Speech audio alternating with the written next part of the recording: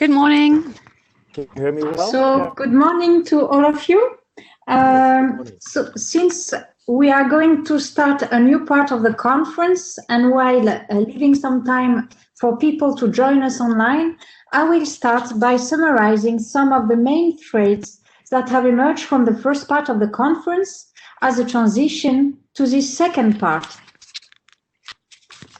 So, if we want to preserve our democratic way of life, despite current challenges and threats, we have to make sure that democracy is not a mere word.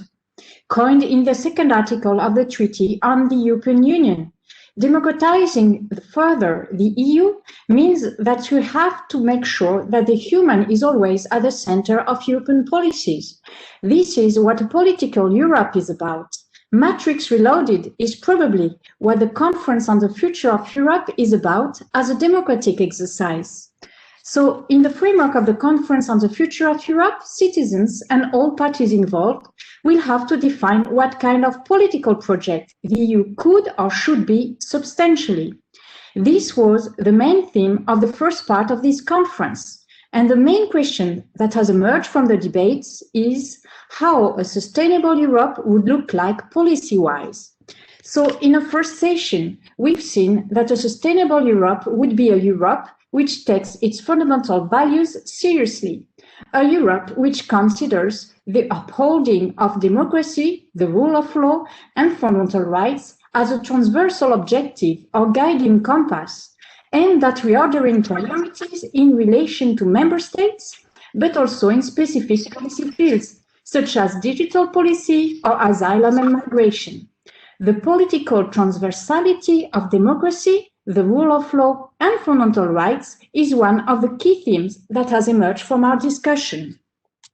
In a second session, we've seen that some other policies need to be transversally addressed. A sustainable Europe is a Europe which incorporates the social and green dimensions in its economic matrix, in one of the main achievements of European integration, namely the internal market.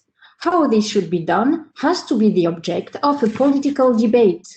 Lastly, and this was the topic of the third session, a sustainable Europe has to be conceived in its global framework. Key themes such as trade, security and defense, and more globally foreign policy have thus been addressed this morning. The EU's external dimension is intrinsically linked to the fate of its internal dimension and vice versa. But what those links should be has to be, again, a matter of political debate. And if there is a common thread that has emerged from the first part of the conference, it is that the Conference on the Future of Europe, as a democratic exercise, will have to address two dimensions. Apart from the obvious technical dimension, what kind of tools could and should be mobilized and how, there is another, more fundamental dimension, namely narratives. Because narratives are always political, and two main aspects have emerged from our discussions. We have to ensure the primacy of the political over the legal, and we have to ensure the primacy of the political over the economic. So first, we have to question the rationale of the balancing approach adopted, which is a convenient and efficient legal exercise, but somehow impact our political perception of the issues at stake, while the political should come first and should not be hindered or even hidden. So for example, security versus freedom. While, as stressed by Elspeth Kald in her presentation, there is no security without freedom and no freedom without security. Another example is economic versus social versus environmental, while a sustainable growth entails that we have to think about them in conjunctions and in terms of synergies, as pointed out by Dirk Büchler. Second, we also have to question the rationale of a purely accounting approach, while again the political should come first. It does not mean that financial aspects are irrelevant. It just means that, for example, the framing of issues as economic versus burden, social burden, green burden, or even human burden might not be the most fruitful way forward. But again, if we want to give democracy its due, We have to ask not only the question of the kind of political project the EU could or should be, we also have to ask for what kind of polity. How could or should a democratic EU look like? How can the EU concretely embody a sustainable democracy? So in this second part, and more specifically in the first session, we will reflect upon citizens' direct participation in the political life of the EU and through representative institutions, more particularly the European Parliament and national parliaments. And so, without further ado, I will now give the floor to Calypso Nicolaidis and Alberto Alemano, who will focus on citizens' participation, civic empowerment, and transnational democracy in the EU. Calypso is Professor of International Relations at the University of Oxford and a governing body fellow at St. Anthony's College at the European Studies Centre. Alberto Alemano is Jean Monnet Professor in European Union Law and Policy at HEC Paris. He is also permanent visiting professor, of course, at the College of Europe, but also at the University of Tokyo School of Public Policy. He is a scholar at the O'Neill Institute for National and Global Health Law and a fellow at the Rutgers Institute for Corporate Social Innovation. And last but not least, he is the founder of a civic startup, The Good Lobby. And lastly, as a chair, it is my duty to recall that speakers have 10 minutes for their initial presentation and panelists 5 minutes for their first intervention. Attendees can write their questions in the Q&A section already during the presentation. Thank you. And Alberto and Calypso, the floor is yours. Thank you very much for the kind introduction and for the invitation. Thank you to the College of Europe, to the European Law Journal, for this opportunity to share a few thoughts on the state of play of citizens' participation in transnational Europe. This paper, together with Calypso Nicolaidis and Niccolò Milanese, intends to set the scene to the incipient and renewed democratic reform conversation that is likely to find its privileged locus in the imminent 2-year-long conference on the future of Europe. However, rather than providing the conference on the future chronicles, or at least all what hasn't happened or it did happen over the last year of Miss Conference on the Future of Europe, we really try to make an attempt at offering a broader theoretical contextualization to it. And therefore, we rather take an analytical, normative, and prescriptive angle. Needless to say, what we were prescribing based on our previous individual and collective baggage, and also the experience we have all gained individually and collectively over the last couple of decades on those issues.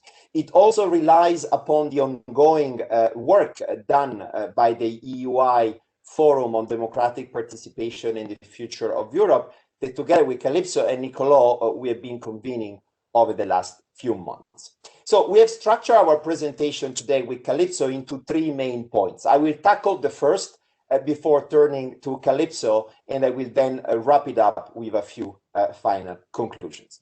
So the first point we would like to make today, which is a bit a starting point for our paper, is that today the European Union is not only facing a sanitary and a major economic crisis, but is also facing a largely overlooked democratic emergency that obviously started in a pre-COVID year. This makes the current historical context very different than the one that characterized the previous cycle of treaty reform, notably the Convention task to write a constitution for Europe. In a nutshell, while the questions posed today and that you have highlighted, Karine, might appear to be similar to those that were asked 20 years ago, how to reconcile a majority of European citizens with the project, how to make the EU more responsive to their preferences, we can see that the overall context in which those questions are posed is structurally and qualitatively very different, as today the citizens' expectations vis-à-vis Europe have also changed incredibly. So the COVID response certainly offers a good case study. It encapsulates some of the elements characterizing our democratic year, the ongoing public debate, in particular, about how to respond to COVID, seems to be contributing to bust the myth that societies can now return to a golden historical past where national governments could solve all the problems by themselves, and despite all the attempt by the UK to show the opposite. The truth is that a majority of European citizens is turning to the Union, expecting a type of action that cannot be offered by the nation state, but member states are struggling to cooperate together to offer those answers and to let the European Union to actually deliver on that expectation. All of this point to the urgent need for the European polity to embrace a new democratic transformation that Robert Dahl, but also Calypso, building on Dahl work in the past, defined as a third democratic transformation. If we had at the very origin the polis in the old days of the democratic city-states in ancient Greece and Rome, we then move in the 18th century into the nation state. And this certainly represents the second democratic transformation. What we argue in the paper and what we have been arguing with our respective work over the years is that under the current democratic emergency and these new elements I've been trying to highlight when referring to COVID, there is a need for a new democratic transformation. And there's a clear necessity given by the transnational nature of the challenges that the EU and our peoples of Europe face today.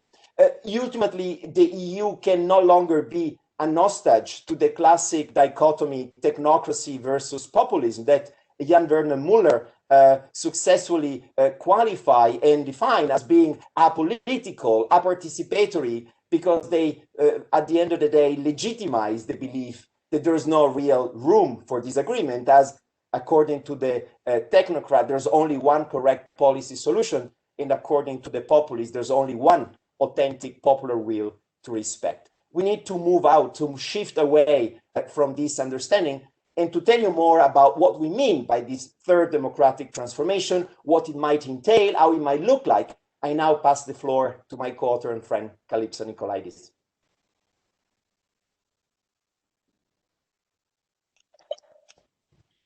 Thanks, Alberto. Aren't we all asking this question again and again, even when we watch the news? And to summarize the diagnosis that you just gave us for everyone, I was thinking of the fact that even in the US with this democratic crisis we've just witnessed, we saw Air Force One throw the rascal out.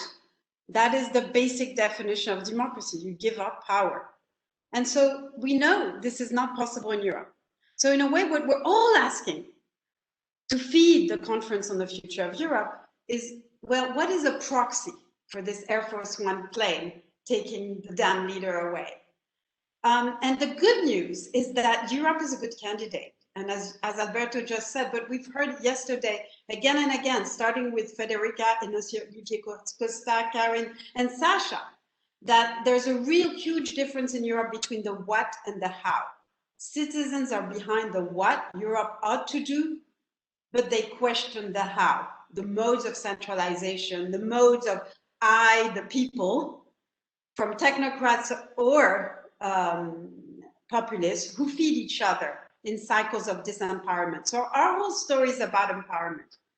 And the good news, and so this is the demand side,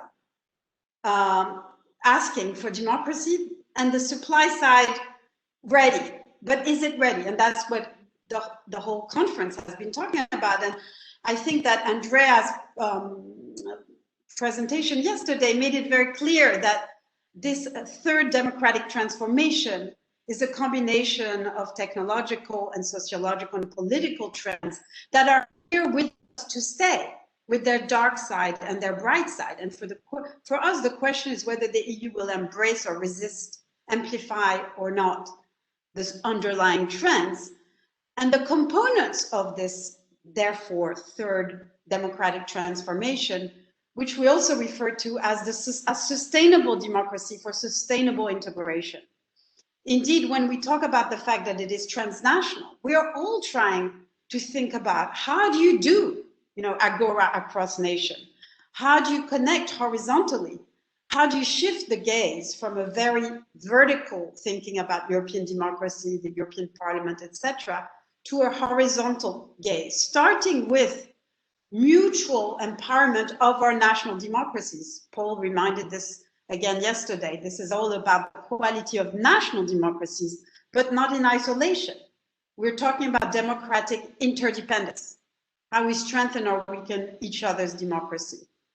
So that's the first component, the transspatial.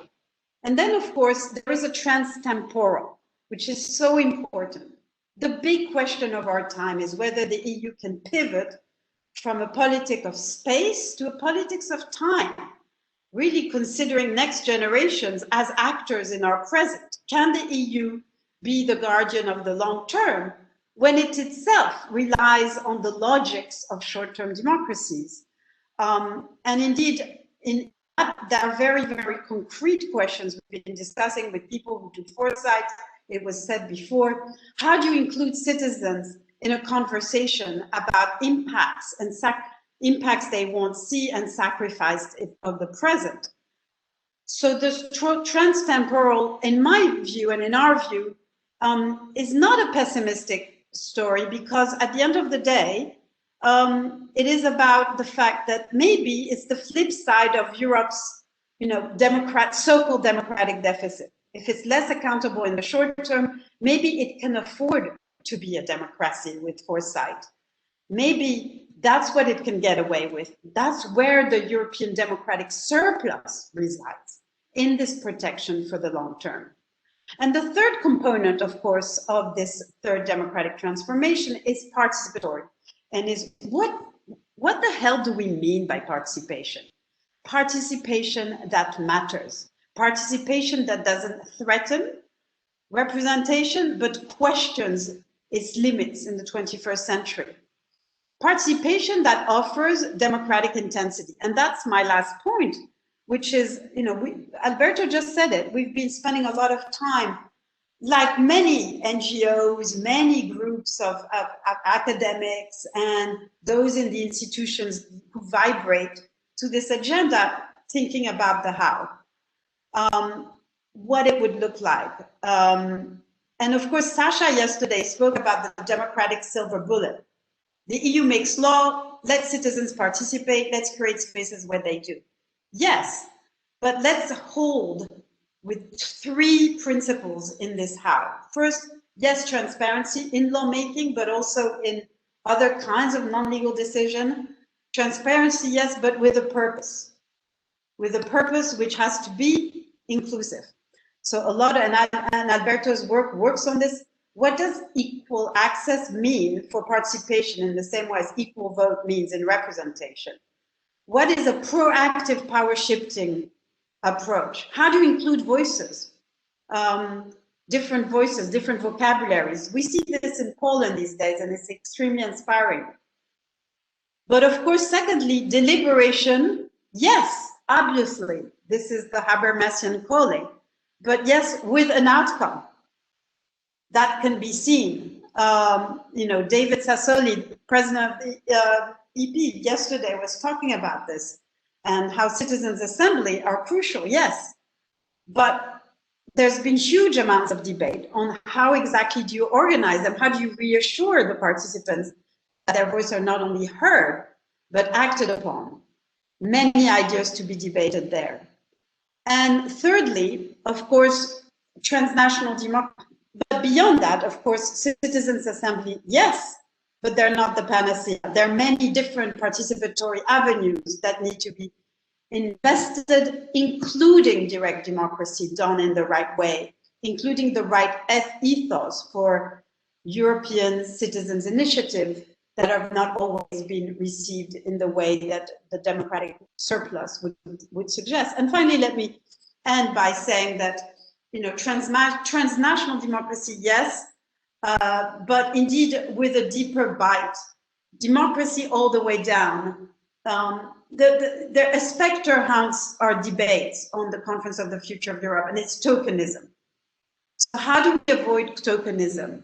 And that brings us all the way back to the force of the horizontal. The Commission is building a platform which will connect citizens among themselves, as well as connecting them to the process at the center. And that is so critical, because it's only through making citizens each other's addressees, not just the porteurs de cahiers de doléances, that we can really bring democracy all the way down, strengthen the pillars of democracy, and let us really, at the end of the day, deploy our imagination. And this imagination, is distributed intensely, is effervescent, is in society, and what all our students are doing, what all these groups are doing that are inventive in so many ways in their cafes and modes of network communication. So let the institutions be humble, watch, learn from the democratic imagination. Alberto, for you for the last bullet points. Thank you, Calypso. A few concluding remarks. As you just said, this vision of a third democratic transformation clearly call for a safe space for experimentation and humbleness that hopefully the conference will be providing, that might lead to the opening of a new space for alternative ways of doing things. Based on the little we know, because the conference hasn't been launched officially yet, it looks like that this conference on the future of Europe will be for the first time providing a public consultation, which will be enabled by the three institutions without really retaining much control. And there's a lot of potential in a public consultation with little control, where different citizens, movements, civil society organizations can actually talk one another and not only talk to the institutions itself. This might unleash new dynamics of democratic responsiveness, which are pretty unknown to the European institutional setting, to the European power dynamics, where no European institution will be able to hide behind what the citizens have been asking to them. We're going to be able to see which institution will be the most resistant to the call for change. Will it be the Council, as many expect? Will it be the Commission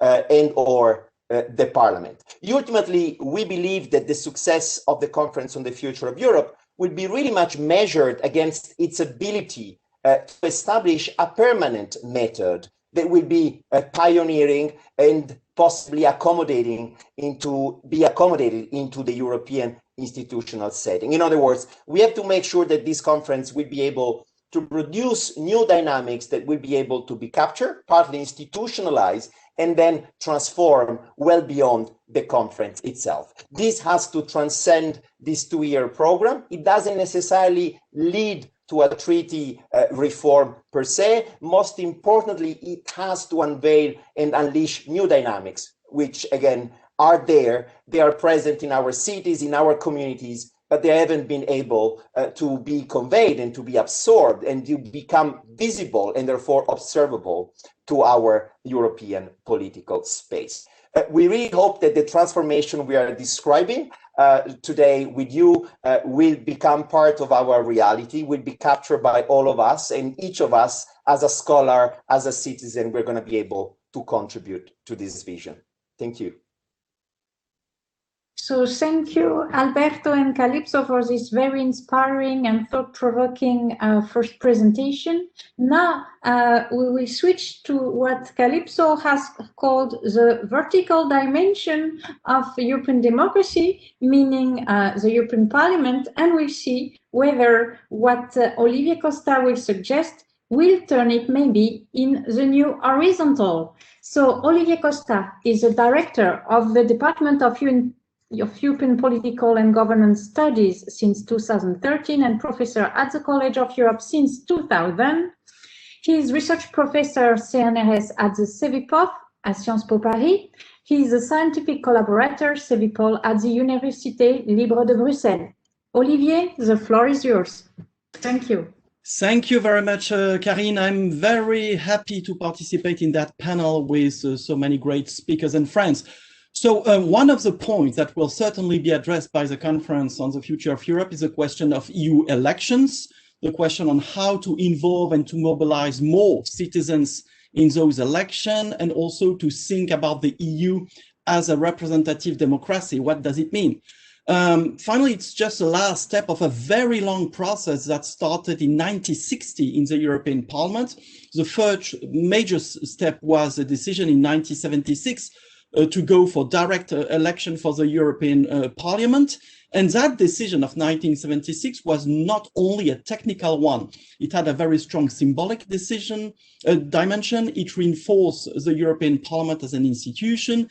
It has contributed to the deepening of European integration. It had, in fact, consequences for the whole European political system. And it had created already in 1979 de facto a European citizenship. So, however, since 1979, the European Parliament is still working on that issue because the European Parliament is suffering from problems of democratic representativeness. The organization of EU election remained very different from one country to another and a bit messy. And the function of those European elections is still very unclear. My first point is to say that whatever the Conference on the Future of Europe will do with European election, they will have to base their reflection on the work that has been done in the European Parliament in the last 60 years, because the European Parliament has always searched for a better European election, for a more uniform electoral procedure, for better representativity. And they have raised, for instance, as soon as 98, that proposal of having 10% of the members of the European Parliament elected on transnational list. Let's also remind that all the treaty reform had an impact on European election because they have been increasing the powers of the European Parliament and also modifying the appointment procedure of the Commission. And if we take the last major treaty, the Treaty of Lisbon, it has been a major step for the European Parliament, and it has really changed the nature of European election with the Spitzenkandidaten experience of 2014.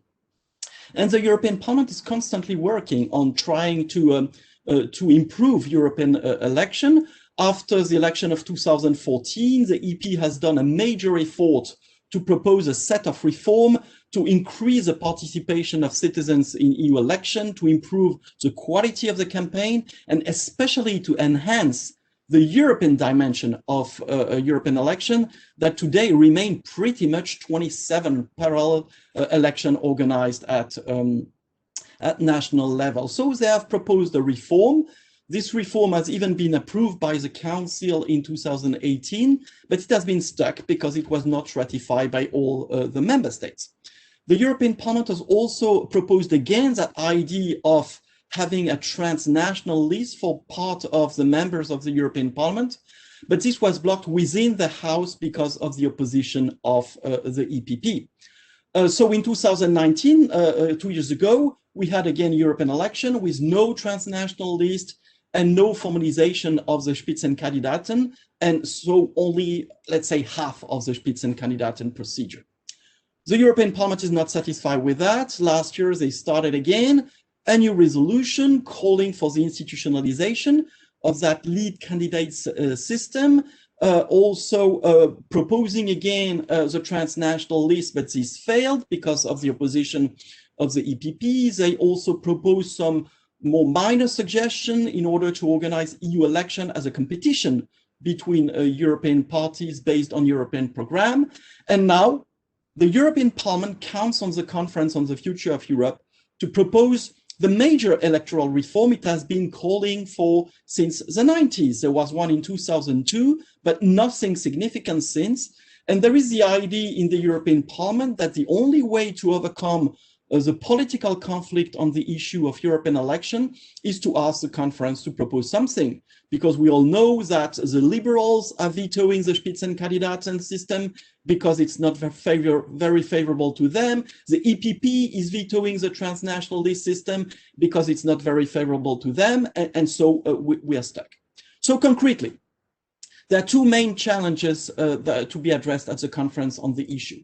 The first one is participation. You all know that it improved in 2019. We are now at 50%, which is not bad, but it's still very far compared to national general election in most countries. The second issue is the one of readability of those European elections. There have been many evolutions around those elections, but today it's a very ambiguous event. And we don't know, is the Commission a government? Is there a formal coalition within the European Parliament?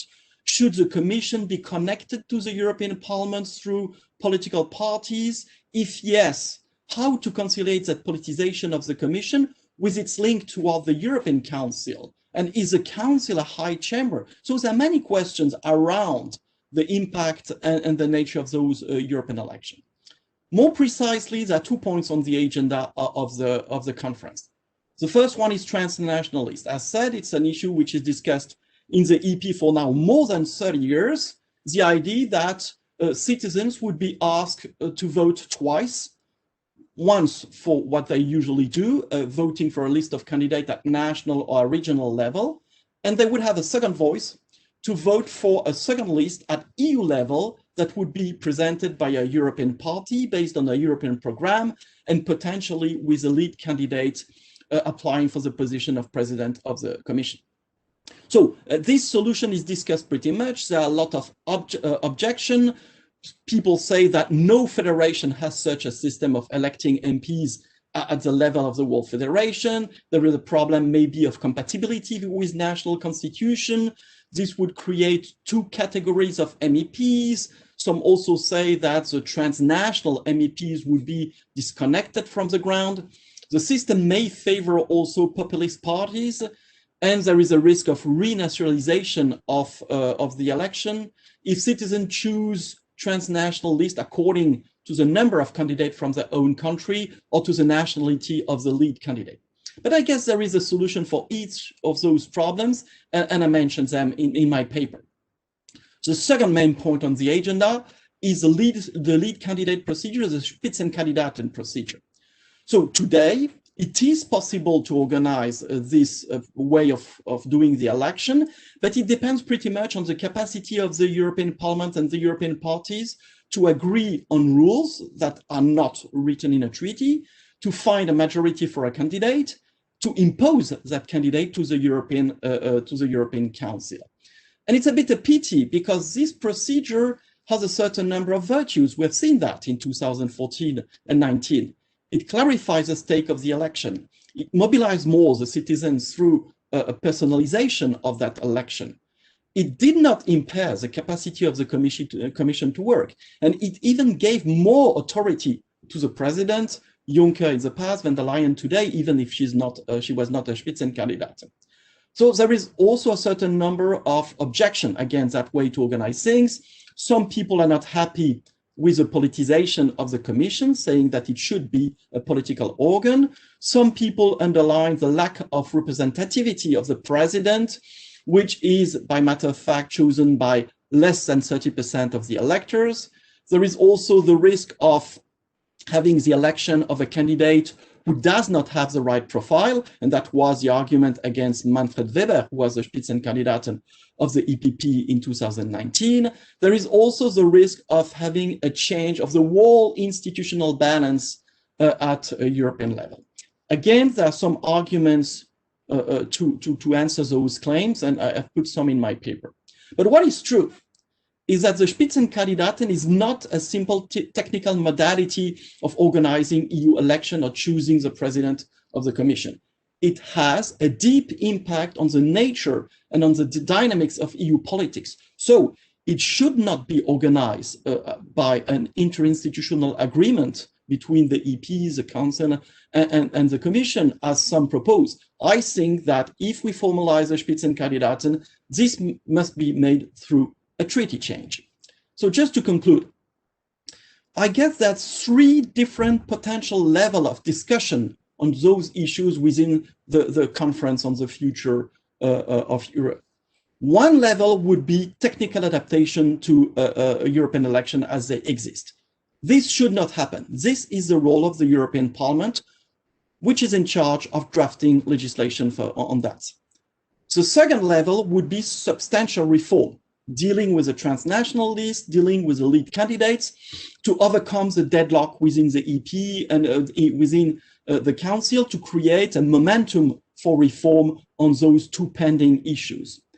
A third level would be a global redefinition of the whole EU political regime by articulating all those reforms and proposing a new narrative of EU polity. What are EU elections made for? And to affirm the existence of a EU demos. I think the conference is a chance for that third option, because the EU functions today with institution and electoral rules that were mainly decided 50 years ago.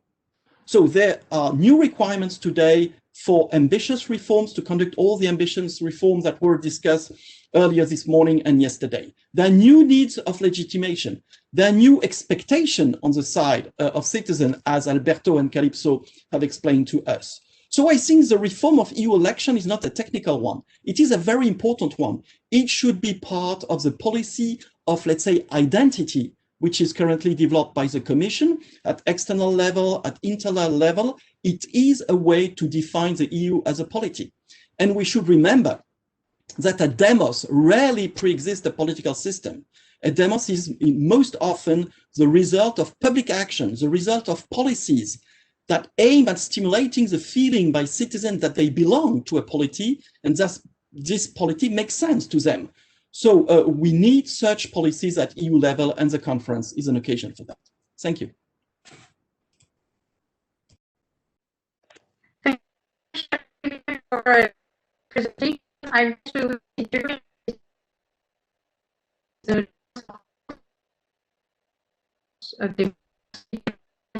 when does it?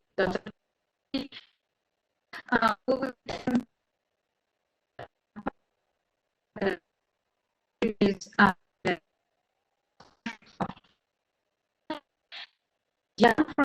with actually in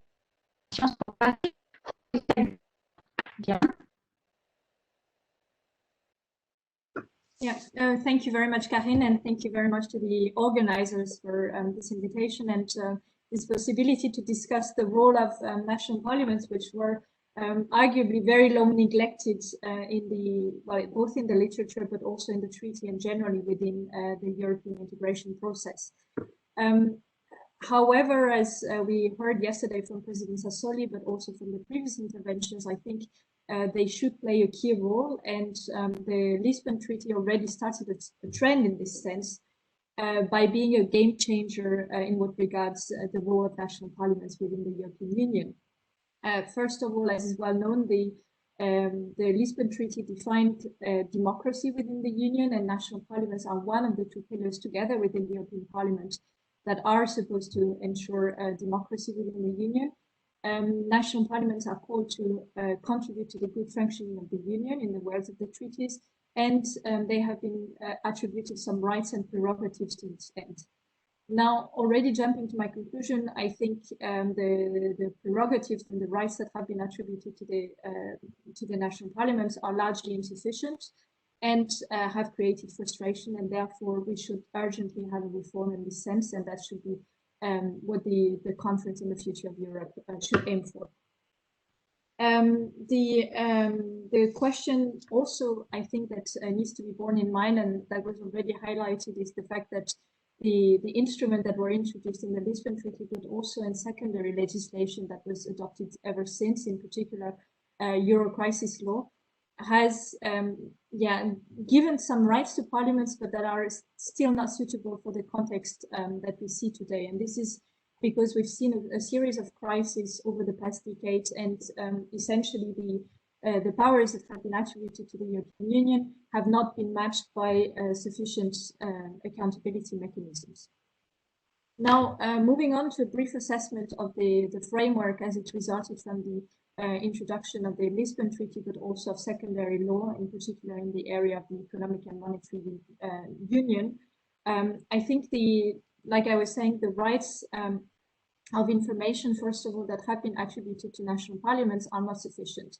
So ever since the Lisbon Treaty, national parliaments received directly from the EU institutions a series of planning documents, legislative proposals, etc. But there are significant pieces of legislation or even documents that fall out of the scope that is covered by the treaty.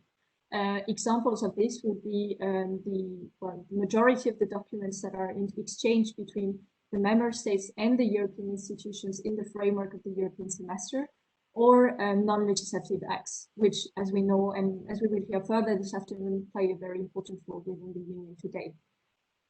As regards the prerogatives that have been attributed to national parliaments, chief of which is the early warning system for the control of subsidiarity, even though it's the main instrument and is the only instrument through which national parliaments can contribute on a daily basis to the functioning of the Union, there are important flaws to this mechanism. First of all, it requires an important amount of resources if they want to participate in it.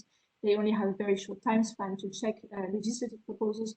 But I think most importantly, it seems to neglect largely that national parliaments are political institutions.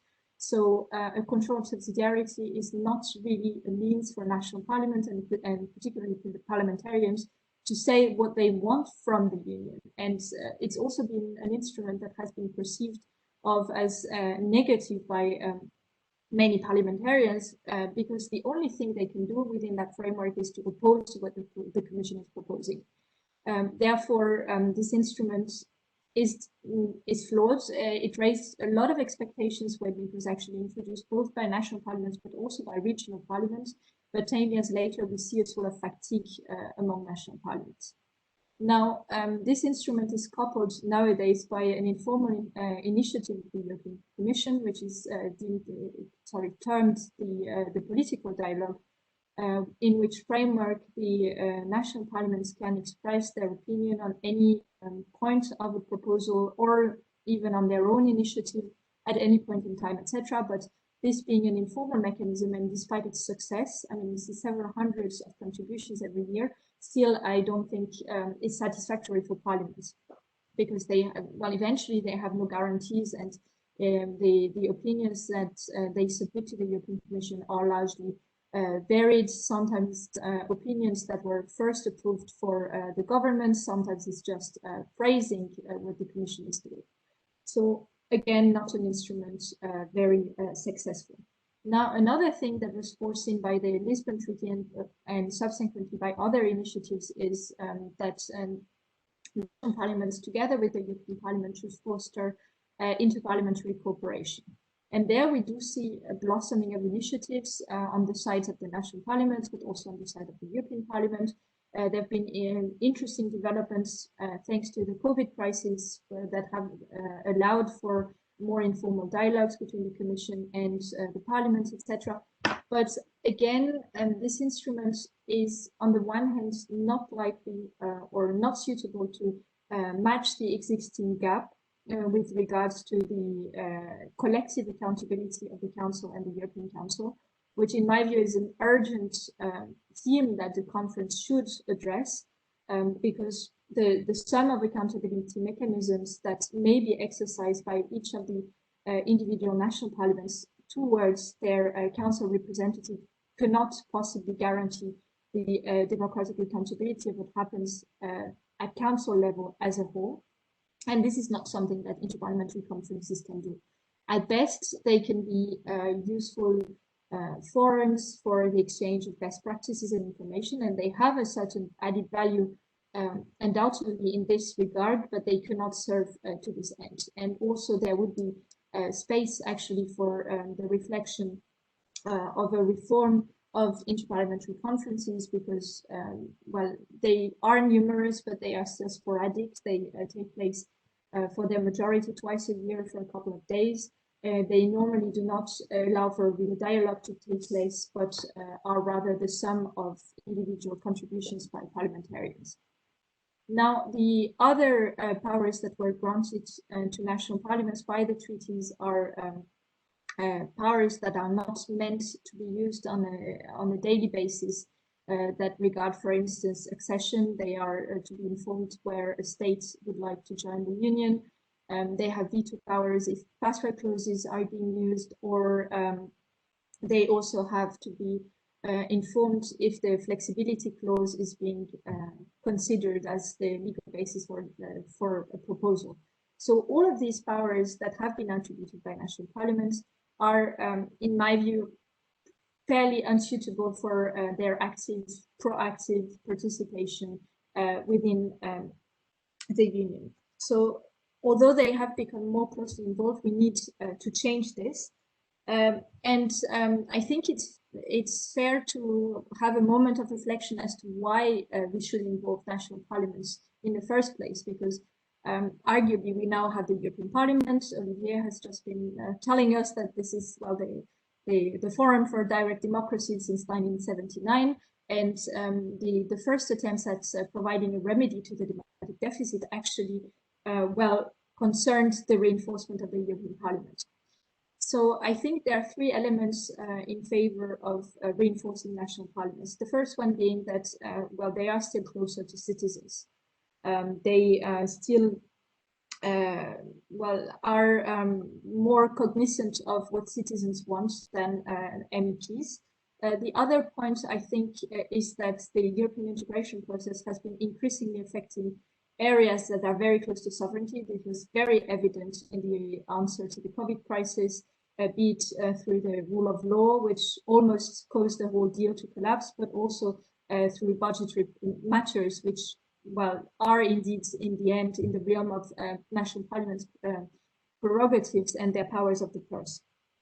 And the last point, I think, that speaks in favor of an increased involvement of national parliaments is the fact that in the answer to the crisis that the EU has been facing over the past decade, be it the economic crisis, the COVID crisis, migration crisis, we see a rise of executives that has not been mirrored in any way or in a sufficient way by, well, democratic accountability.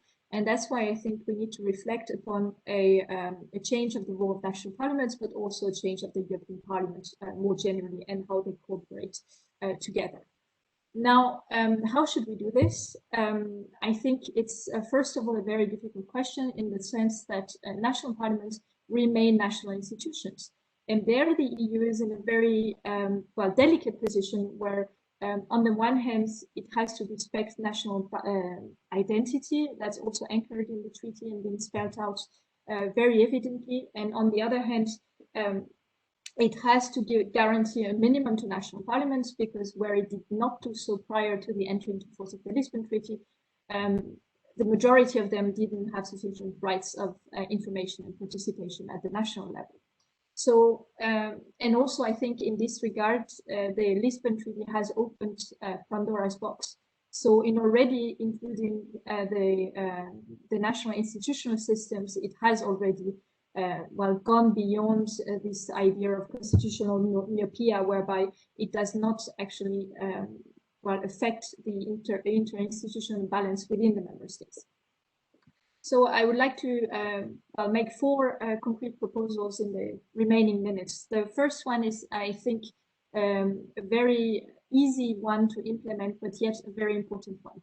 If we want national parliaments to contribute actively to the good functioning of the Union, they need to be adequately informed. And that's not the case, like I said before. So the first thing that the institutions could do that doesn't require big effort or any big resources is to start and provide national parliaments with information, in particular with regard to the European semester, but I think also with regards to the use of the funds that are going to be made mostly in the framework of the Resilience and Recovery Fund.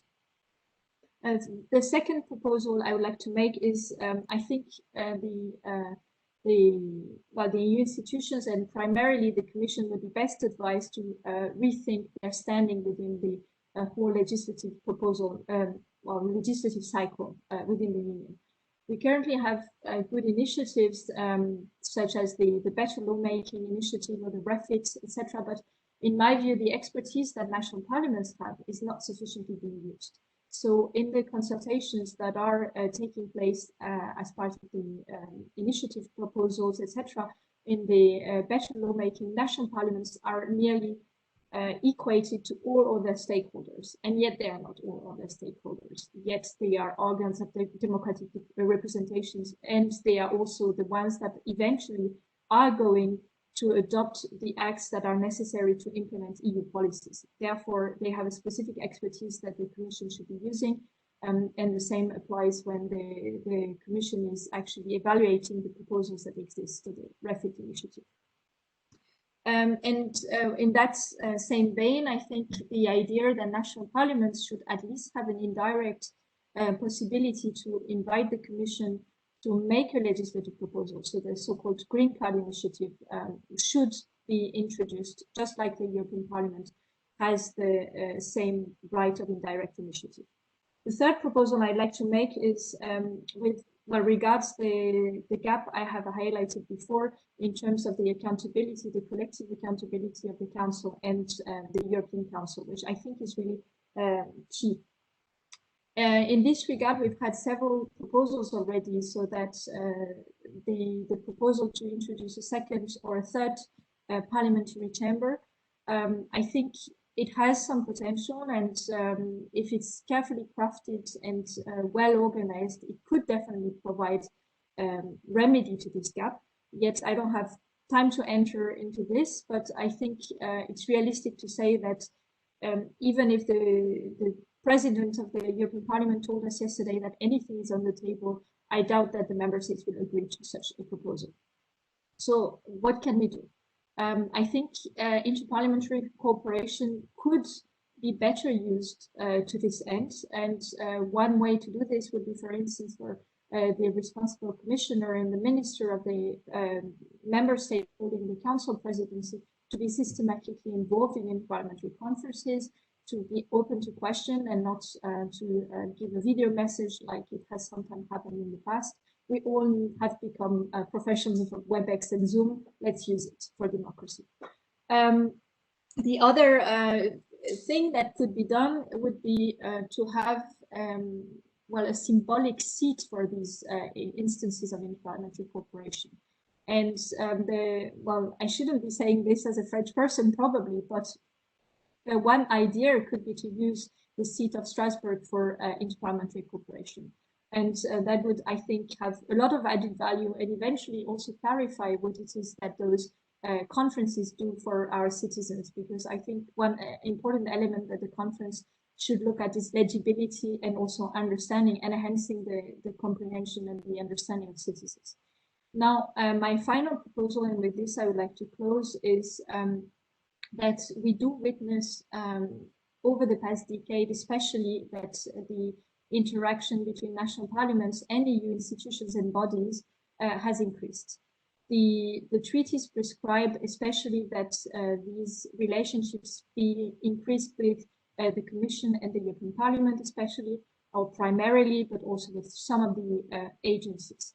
Next to these treaty-induced changes, we've seen secondary legislative changes, in particular in the area of the Economic and Monetary Union, whereby national parliaments may, in some instances, for instance, invite the European Central Bank to appear before them. And next to this, we also see the development on an informal basis of relationships, for instance, to agencies or to the European Court of Auditors. So that's definitely a good trend. Now, I think the issue with this trend is that all of these relationships, especially those that are taking place on an informal basis, do not put national parliaments on an equal footing and have issues of transparency. It's not so easy to have access to information as to exactly what it is that is going on between those informations and institutions and bodies and national parliaments. Therefore, I think it would be a good idea to formalize those relationships so that they are available to all national parliaments and not only to some of them, and also to increase legibility. Thank you very much. Thank you very much again, Diane, for this very thought-provoking presentation. Again, one other wonderful presentation. Without losing any more time, we will go directly to panel discussion. So we will have first Catherine Howell, who is head of the research group European Governance and Public Finance at the Institute for Advanced Studies in Vienna, Sander Leuven, who works as a knowledge coordinator at the Analysis and Research Department of the Netherlands House of Representatives, and of course, a College of Europe student, Juuso Järviniemi. I hope I pronounce your name correctly, please.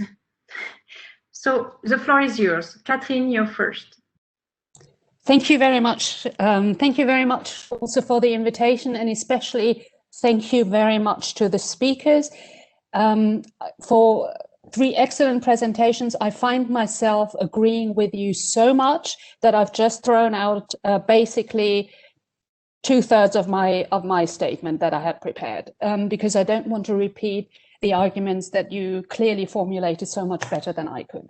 Let me just reiterate a point that came up again and again, and maybe even be more blunt about it, namely the question of tokenism, of symbolic politics, and of taking democracy seriously in the EU. And because I think that has been one of the biggest problems, the half-hearted measures that we have seen here.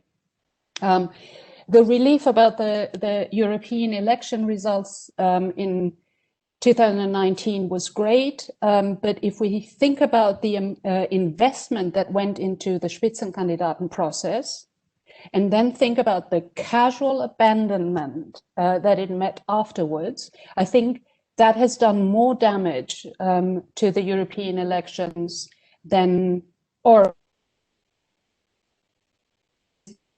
I think it has been detrimental. So I would very much agree with Olivier that any future iteration of the Spitzenkandidaten or lead candidate system can no longer be at the disposal of the political actors involved, but it must be based on a legal and binding formalization of the process. And I think this is also true with regard to the transnational lists. There are good arguments for them, there are good arguments against them. Let's have this conversation. But if transnational lists are an option, then I wonder whether an option with a very, very small number of MEPs is actually the right way to go, or whether it's not, again, counterproductive, because it makes Parliament vulnerable to accusations of violating the character of a genuine representative Parliament, of creating different groups of representatives, of lacking clear-cut features of a representative body, and again, bluntly, symbolic politics and window dressing. So if we decide, or if it is decided that transnational lists are the way to go, I wonder whether we don't need sort of to go all in or go home.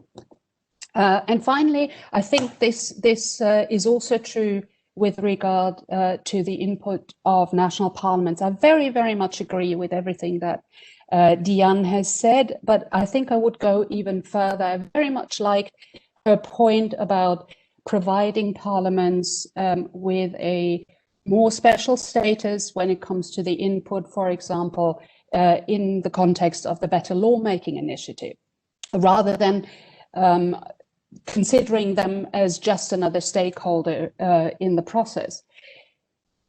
But I wonder whether that will actually solve the problem or recreate the problems that we're seeing with the early warning system and the political dialogue, which seems to give national parliaments a role, but in practice creates a lot of work for national parliamentarians, and especially the parliamentary staff, without in the end having had much impact in the 10 years that it's in existence.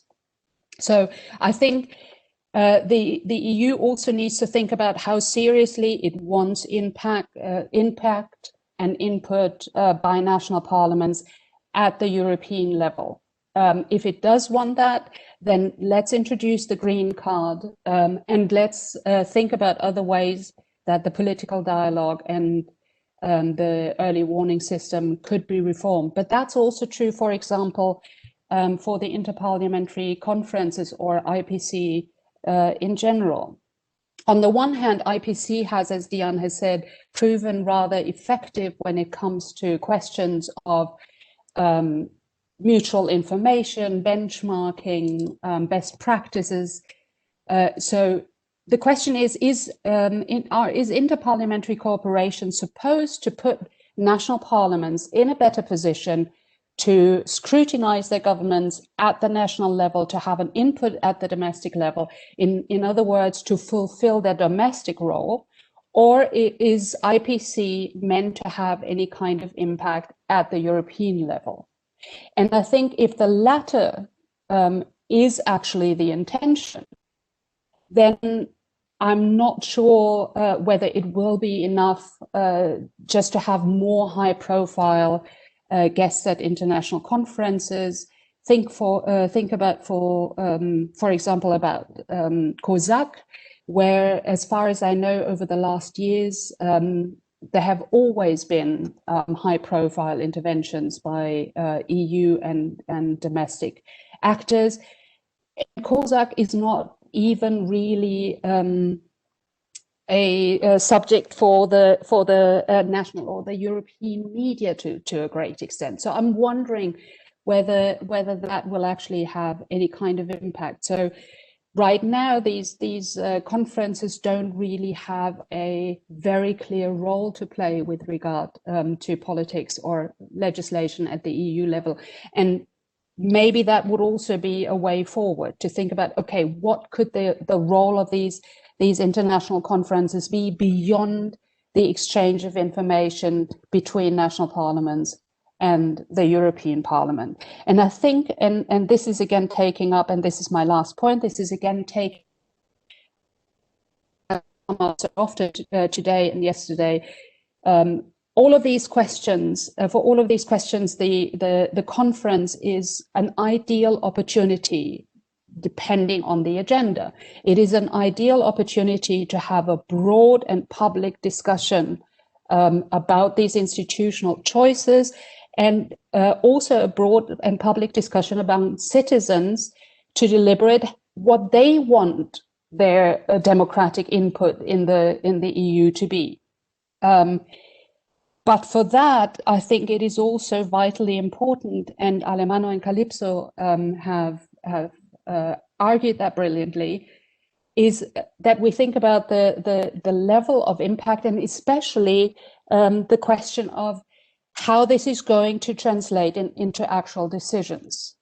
Because if we think or look at the past experiences, even the ones in the very recent years where the Commission organized a huge online consultation with almost 90,000 participants across the EU. But when we're looking about sort of the impact of these consultation, it boils down to a summary of 2 pages in a Commission document, and the respective Council agenda document doesn't even mention it. So I think, again, the EU needs to seriously think about how serious it wants to take democracy. Thank you very much. I'm done. Thank you. The floor is yours. Thank you, Katrina, and thank you all for inviting me to share a few thoughts on the excellent, and thank you also to the speakers for their excellent papers, which I've enjoyed reading very much. Since I work for a national parliament, the Dutch House of Representatives, it will probably not come as a surprise that I will focus my short intervention on the paper by Diane Fromage on very interesting and forward-looking paper on the role of national parliaments. I do not speak, obviously, on behalf of my parliament or indeed of national parliaments in general, but what I would like to do is to share some experiences and insights coming from my own work in the area of European affairs from the perspective of the national parliament. I'd like to address 3 points. The first is access to information. The second is the accountability gap, as Diane has mentioned, and the third is the opportunities of informal political dialogue. To start with the first point, access to information. Of course, it's absolutely true that in order for national parliaments to take up the role they are expected to play according to the European treaties, access to adequate and timely information on European decision-making is crucial. And indeed, there are already lots of documents being transmitted to the national parliaments as required under the treaties. And the sheer volume of that of those documents already does pose some challenges as to the ability of the parliaments to keep track of developments in EU decision-making which they have to do, of course, in addition to their responsibilities at the national level.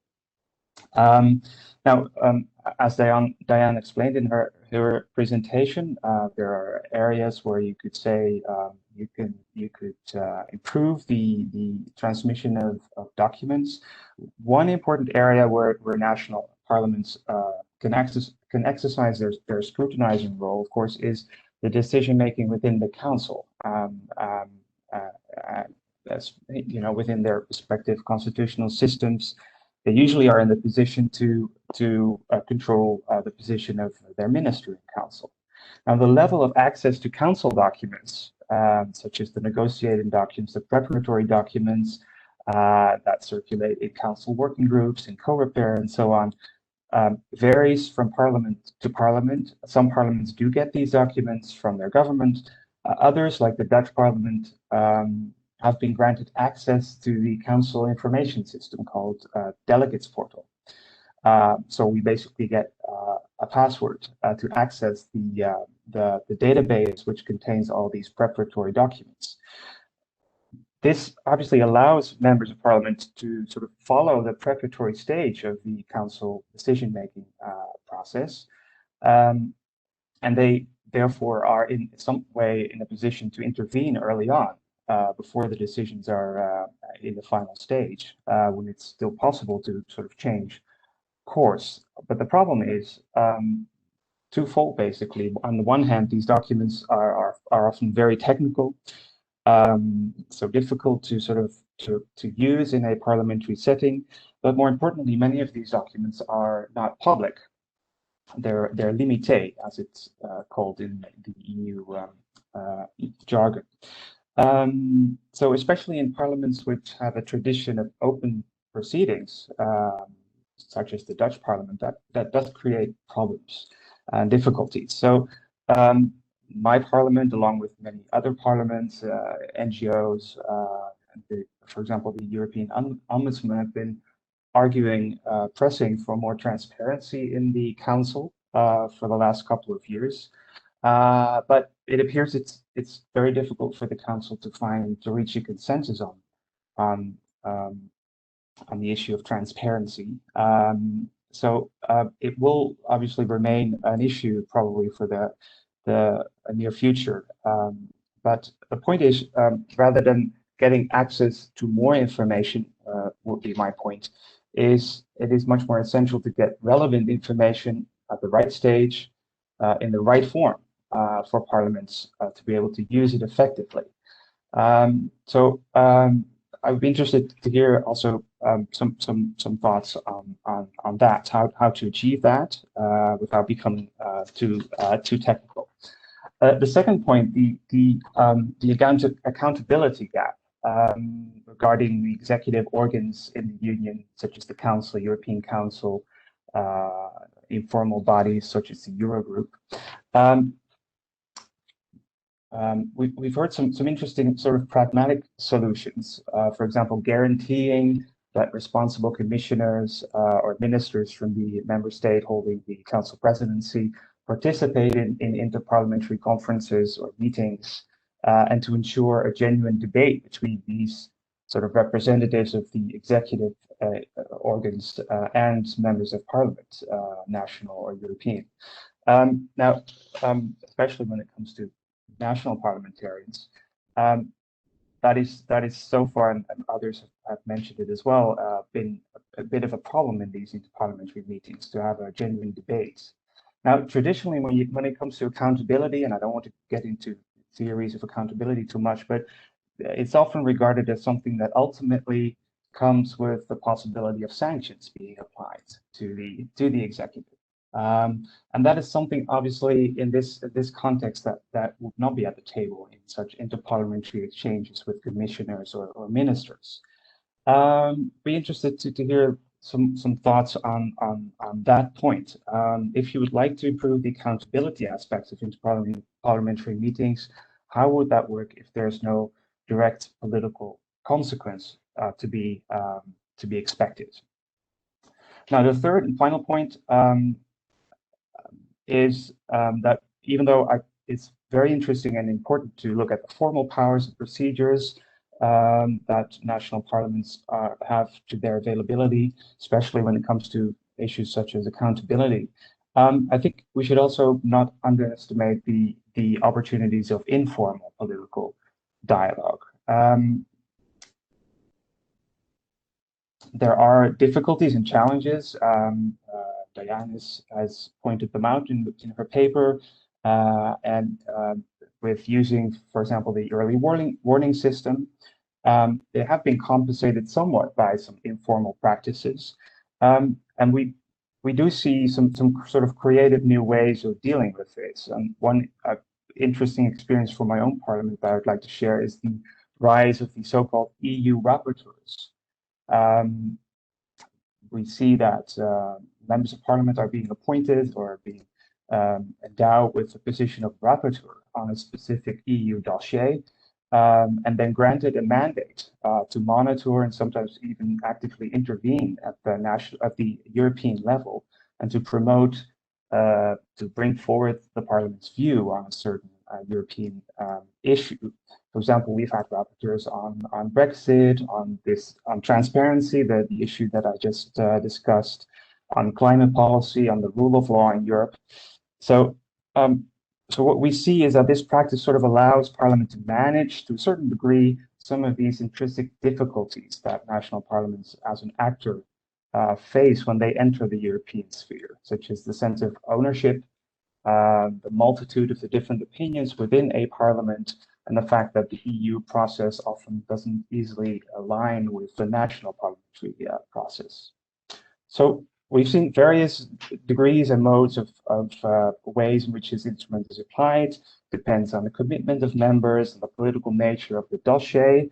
And our experiences are much less sort of elaborate, much more modest than, for example, the system of rapporteurs in the European Parliament. But I think nevertheless, this is sort of an illustration that parliaments can adapt in an informal way, overcoming some of the limitations of the formal position they have for new ways of interacting at the European level. So I think I should leave it at that for now. Again, thanks very much for your papers. I look forward to the discussion.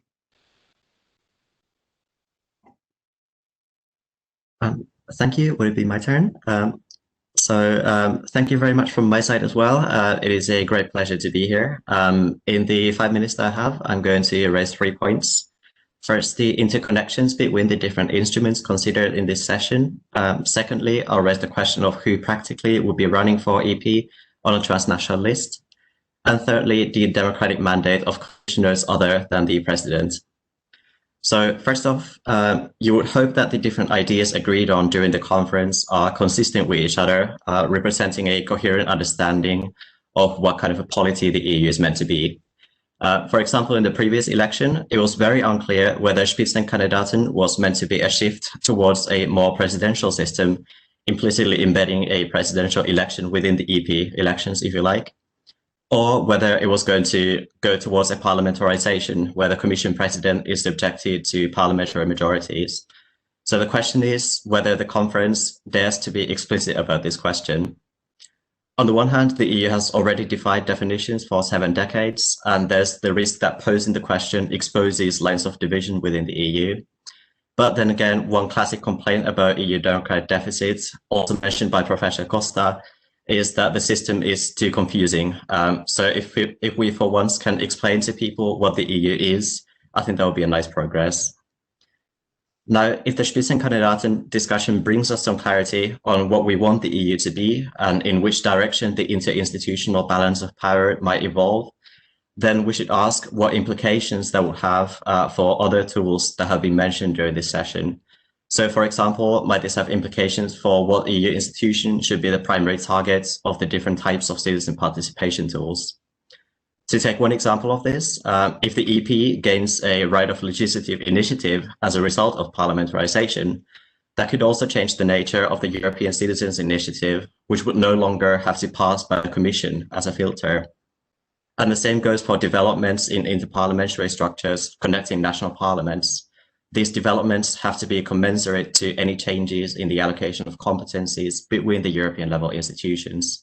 So, for example, if after Next Generation EU, we find that aspects of EU economic governance are moving away from intergovernmental arenas like the Eurogroup, that should be accounted for in the scrutiny structures that we favor for interparliamentary cooperation. So I think the conference needs to see the bigger picture and consider the interconnections between the different tools mentioned in this session.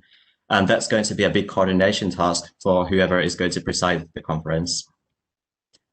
Now, the second point concerning transnational lists, I would like to pose some practical questions that have not been often addressed. Namely, what kind of politicians will concretely be placed on the transnational lists? Because politicians who are well known at the national level, but not the European level, would continue to have better chances to enter the EP via their national constituency and draw in votes for their national party in the process. So maybe we'll be looking at distinctly European figures who are famous on a continental scale, like Guy Verhofstadt or Ska Keller. But there are not too many of those out there, and certainly not many enough to fill the lists, even if you only had 25 candidates per party for a 25-member constituency. And there are other questions too, like the territorial distribution of candidates and the language barriers associated with pan-European campaigning that might influence the choice of candidates. So if we come closer to having transnational lists in practice, then I think political parties might need to hire some strategists to think of questions like this. On a totally unrelated note, I still don't have a job for after graduation. Now, thirdly, I will finish my intervention with a small proposal. I'm convinced that the link between the European elections and the Commission has to be stronger.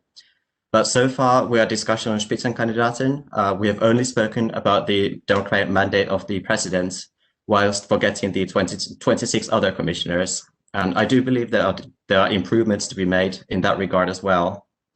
One solution could be that the member states simply start nominating their commissioners from among the recently elected MEPs. So if you want to become a commissioner, you'll first have to stand in the European elections. That way, there would already be public discussion on the possible commission candidates well before the elections, which would foster and dynamize the European elections. And why it's excellent is that you don't even need treaty change for doing this. The member states just have to make a choice. It would also be a great illustration that national level institutions can be a player in democratizing EU level governance, and that not all change needs to start in Brussels. So to wrap up, there was three elements. There was the interconnections between all these instruments discussed. There's the practice of transnational lists, which is more and more imminent if the discussion becomes more concrete. And there is the question of the legitimacy of the Commission as a whole, and not just the President. I'll close with that. I'm looking forward to the Q&A.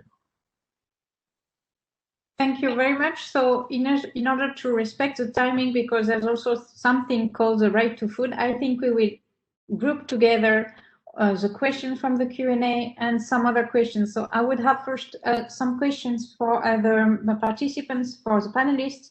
The first one is to react to what Sander Leuven said about the issue for national parliaments to have access to control what the member states, their executive is doing, and the issue of the access to the decision making within the council.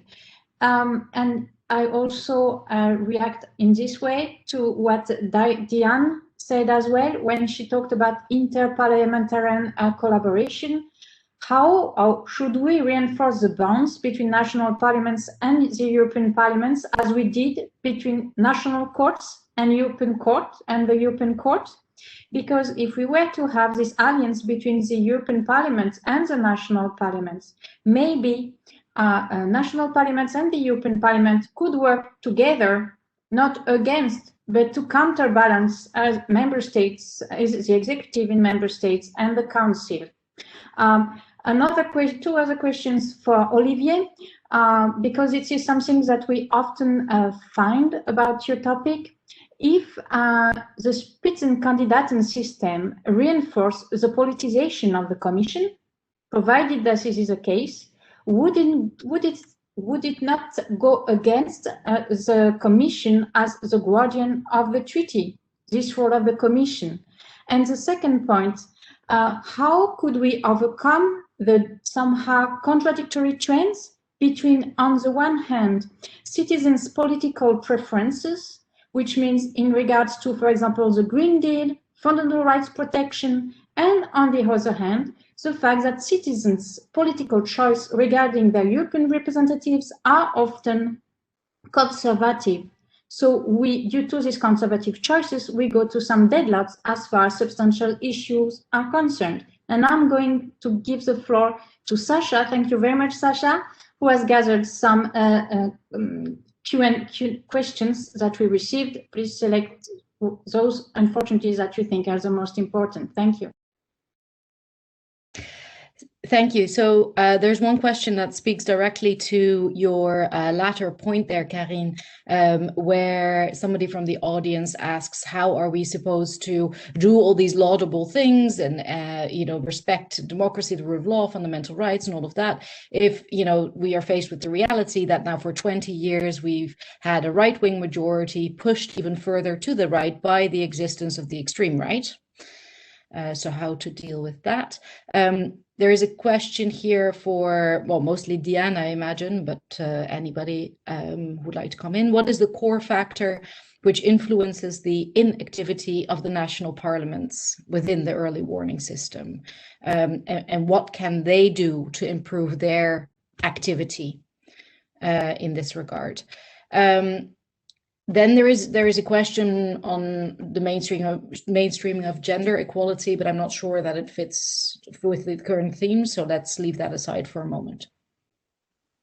Thank you very much. So just raise your hand and you can take the floor. If you can answer to either what the other panelists said or the questions, and this will be your final say for each of the panelists. Thank you very much.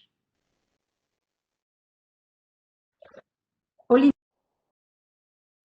Yes, thank you so much for all the comments and the questions. There is much here. I will just focus on a few.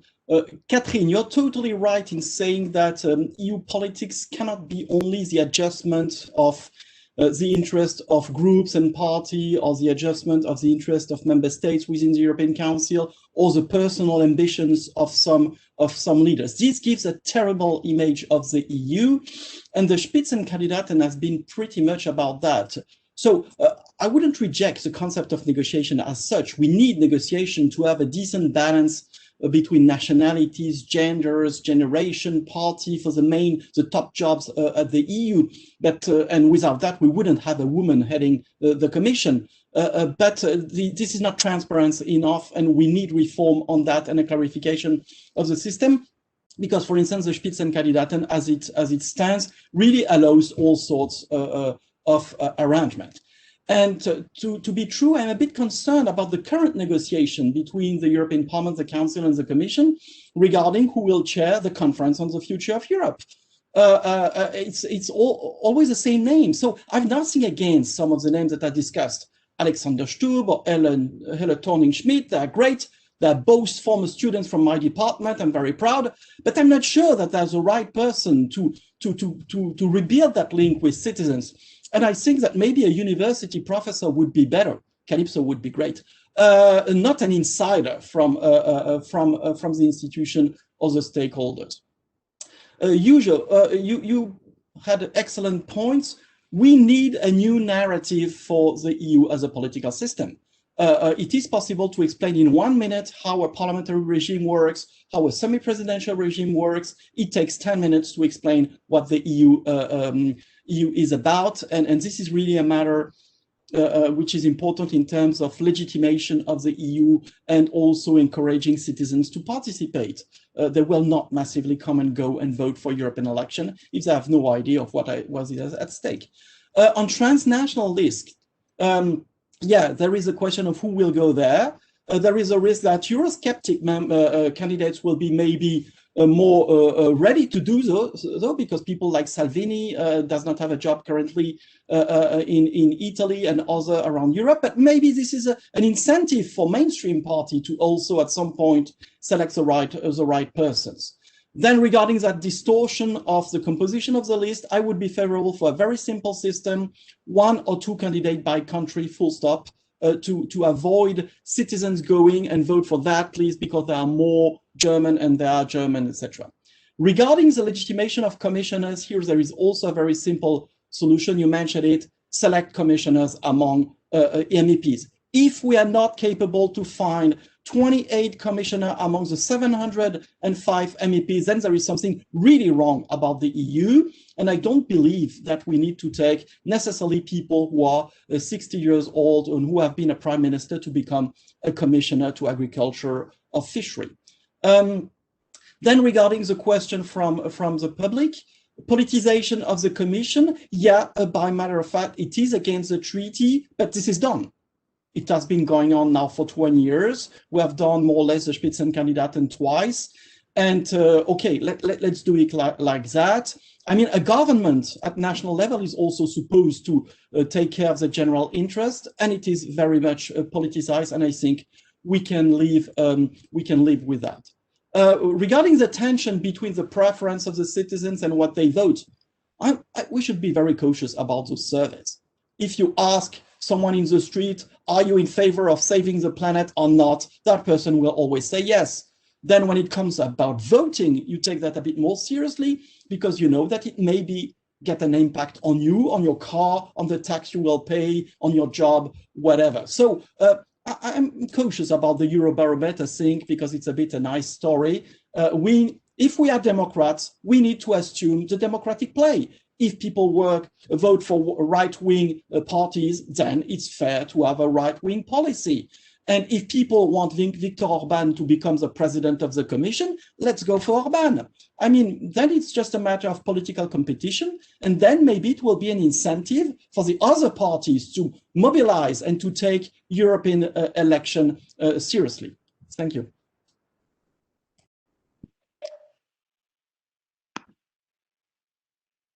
Diane, please. Yes, thank you very much for all the comments and also the insights from the Dutch Parliament. It's all very helpful. But before I get to the questions, I'd like to react to what Olivier has just said, actually, in two instances, because I fear that I don't fully agree with some of the things you were saying, in particular on the role of the Commission within the European Union. I fully agree with you that also national governments are politicized. Yet I think the nature of the Commission is a different one. The Commission is the one that brings the member states to the court if they don't respect the treaties. And I really think there is a risk of legitimacy in the Commission having that role if it's seen as this politicized puppet of or at least the politicized outcome. So just a side note, but I think that should not be forgotten. And the other thing I'd like to say to what you were saying is also the idea that, as we've seen the last time, the negotiations for the presidency is a package deal. And I think this is one of the problems within the European Union, whereby during the last elections, we had 5 persons being nominated and eventually negotiated within member states, well, among member states. But I get to my question. Sorry for the side points. Yeah, I fully agree with everything you've said, Catherine. I think eventually what we need to decide is what we want for national parliament. And also, I think it's fair to say that nowadays the information and the rights of participation at the EU level are not used for the majority of them to participate directly at the EU level, but to gain information they can in turn use at the national level. And now the question is whether we want to change this, in particular, considering that some of the national parliaments are extremely weak in EU affairs at the national level. But that leads me to the points that Sandra was making about the problem of accessing timely and useful information, but also informality, because I think they relate to each other in the following way. So I fully see what you're saying, and I agree that there is a tension between guaranteeing sufficient information and the role of national parliaments and parliaments in general to have a communication function vis-à-vis the citizenship. At the same time, I think we shouldn't be naive. I mean, if you look at the way in which EU politics are being conducted nowadays, whereby the Eurogroup in inclusive format is essentially taking decisions, you know, I don't think more transparency is necessary or will be accepted and eventually implemented by the member states. So I would rather go for a pragmatic approach And perhaps, we can have confidential oral discussions like they already happen in the framework of the free trade agreement negotiations, or with regard to the banking union, for instance, between the EP and the European Central Bank. And that leads me back to your idea of informality. I fully agree, and in fact, admire what some of the national parliaments have been doing in adapting to this ever-changing EU setting, etc. But I see a risk there, because if you don't give a certain minimum right to national parliaments in, for instance, holding the council representative to account, then it means that when the next government comes into power, the parliament is effectively hostage to the new government accepting to appear before parliament. And there have been changes in this instance, and I know not all of the national parliaments have procedures to control their European Council or their council representatives even today. So, I'm all in for informality, and especially I think some of the national parliaments try certain procedures informally and then anchor them in their rule of procedures, and that's, I think, a better way to go. Yeah, your last point about accountability with no sanction, it's a very fair point, and I totally see the problem, in particular because neither the Council nor the European Council can hide behind, independence, like for instance the European Central Bank can. Yet, to go back to what Olivier was saying, I mean, if we think about the way in which the European Union functions, I don't think we could have anything else at the moment. I mean, unless if you have a proper chamber, then, would be formalized, etc., which, like I said, I think bears some potential. But as the institutional framework works now, and given the importance of national governance eventually, I don't think this is feasible. And my last word will be to answer the two questions that were raised, one by Karin and the other one by the audience. In terms of reinforcing the bonds between the European Parliament and national parliaments, by all means, but I don't think this is satisfactory. And there are different reasons for this. First and foremost, the European Parliament functions with a completely different dynamic. The parliamentarians, MEPs, come together all the time. They have different stances.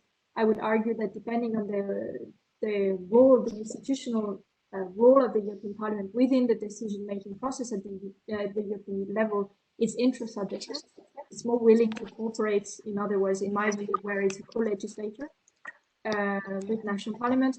And national parliaments already have different, enough stances to put together for them to cooperate with the EP. So I think, it's fair to have, on the one hand, inter-parliamentary cooperation among national parliaments, and then in another setting with the European Parliament. Last point on the early warning system, the question was why national parliaments don't participate and how can it be improved? My answer is it shouldn't be improved, it should be abandoned. Thank you very much. Should I jump in? Yeah. Okay, I'm just going to jump in then. I know we're in negative time, but let me say, first of all, thank you, Olivier, for the vote of confidence. You really took me by surprise. I just want to make 2 points. My first point is to say that Diane and Sandro are the conditions of possibility for Olivier. Okay, I don't want to pull a Hegel on you, but here's Olivier, preaching for something I totally agree with, the transnational lists, as having to deliver something hard, some more European public space, that's the vertical, and the horizontal, more interconnection between the demo, the peoples of Europe. And that's quite a hard calling, and to use so, the candidates there do not need to be already famous. They need to embody a certain ethos of other regardingness, of empathy, of I'm interested in you. I want to know more about you. If they're already famous, might mean they're not as open.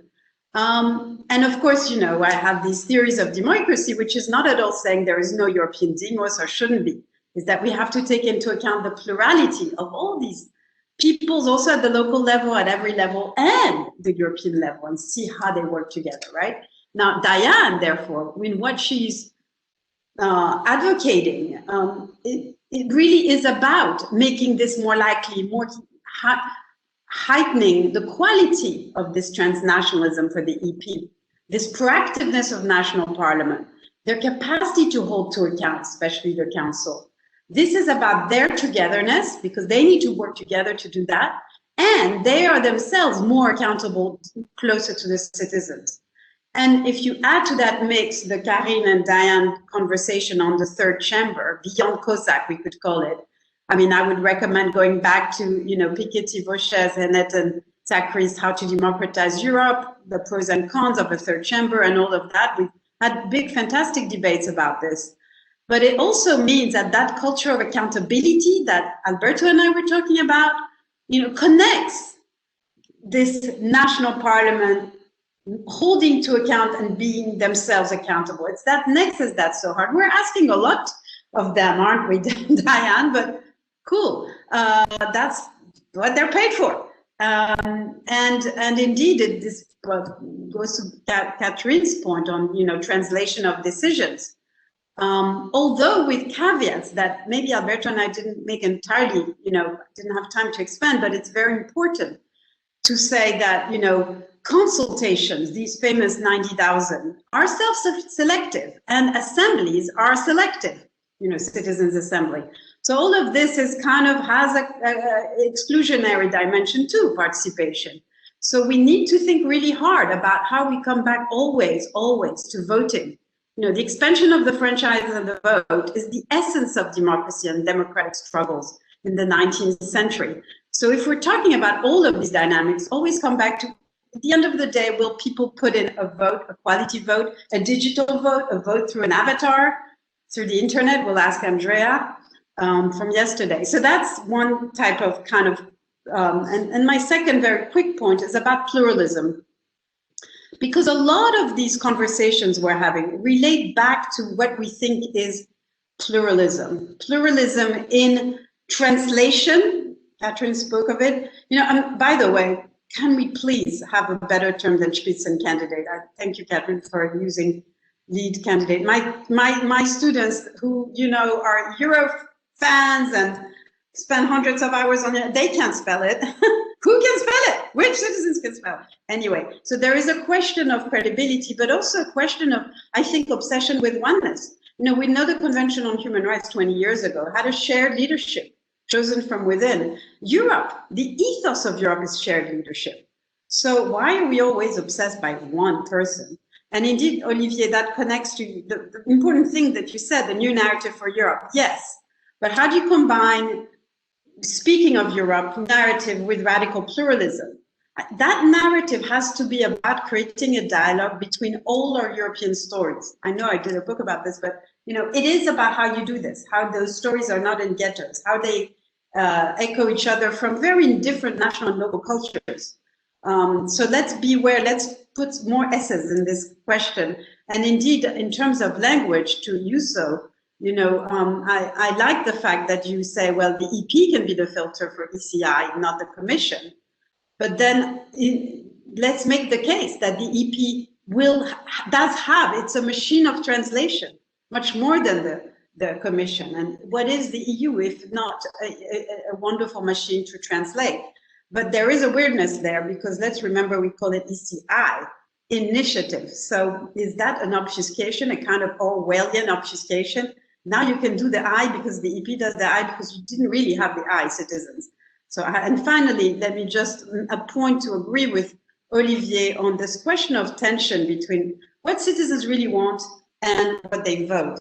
There is like quantum mechanics. There is a kind of collapse of the voting function when you vote. Machiavelli would help us here. Natalie Bragg wrote beautifully on the EP and how, and the variance. Actually, there is variance much more than we think when we say conservative, Eurosceptic, or indeed moderate, green, whatever, progressive.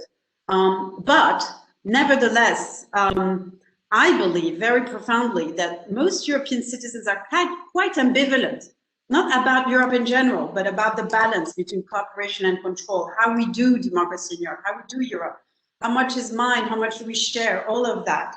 And partly the problem of our politics is it denies constructive ambivalence. It denies the beauty of ambivalence and forces us to collapse it in very simplistic votes. And so we need to think about this when we organize our new type of deliberative democracy, because I think that should also allow and celebrate, our fundamental, ambivalence as citizens. Thank you. Thank you very much. Alberto, do you hear us? So maybe if he comes back, we will give him the last word. I will give the floor to you, so. Thank you. I'm planning to say something about the early warning mechanism and then say something inspiring from a young person. So for the early warning mechanism, the question was how to get national parliaments to better get them more engaged. I agree with Professor Fromage that there are questions about the setup of the system as a whole. Ian Cooper, for example, has written about the debates between whether it's a political or a legal notion of subsidiarity that we have in the EU. Some national parliaments, like the Finnish one, has interpreted that more as a legal notion, looking at the thing as if lawyers were reading the proposal. Some national parliaments have taken a more political conception. I think we have to make a choice. This is one of the ambiguities of the EU. If it's just a judicial notion, why not just submit it to judicial review? If it's a political notion where we want to invite input from national parliaments, then why not be explicit about it and submit it to political review by national parliaments? However, if we stick with the current system, I think one improvement would be simply coordination between national parliaments already at the preparation stage of the proposal. In the literature, they often say that 8 weeks after the proposal is published is too short for national parliaments to coordinate. But of course, as very well-informed EU citizens, the national parliamentarians will already know what is in the works within the Commission, so they can react well before the proposal is published. The inspiring thing I promised is that I think the EU has already been an exercise in doing something humankind hasn't done before, especially when it comes to democratic innovation. So I think the Conference on the Future of Europe will be another great arena for doing something that we couldn't have imagined before. For example, the question of transnational lists. People say it's a sin against federalism, that it doesn't exist in national federations. Well, the EU is different. We should not necessarily just stick with the models that have been given to us, but we should consider what the EU is, what is useful for the EU, and then just pursue that. That's all from me, and thank you very much. Thank you very much. Alberto, you have the floor on democratic innovation.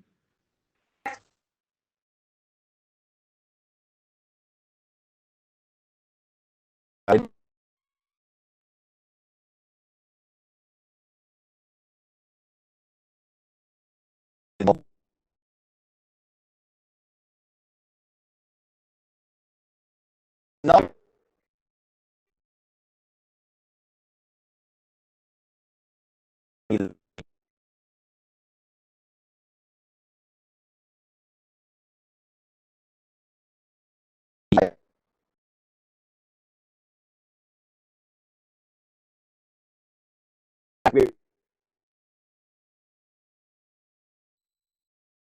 Saying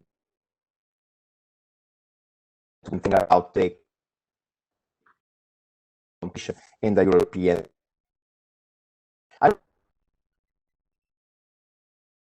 Is the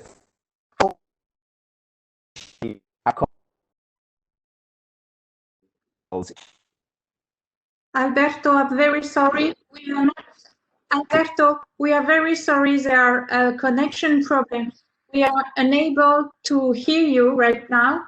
So I'm sorry. I think we will have to read your contribution. It's one more incentive. And now we will call it a break. As Hannah Arendt said, plurality is a condition of democracy. We will check this afternoon other democratic topics and issues as far as the European Union is concerned. Let's meet again at 1:30. Thank you very much. And again, very sorry, Alberto. Thank you to all of you for your contributions.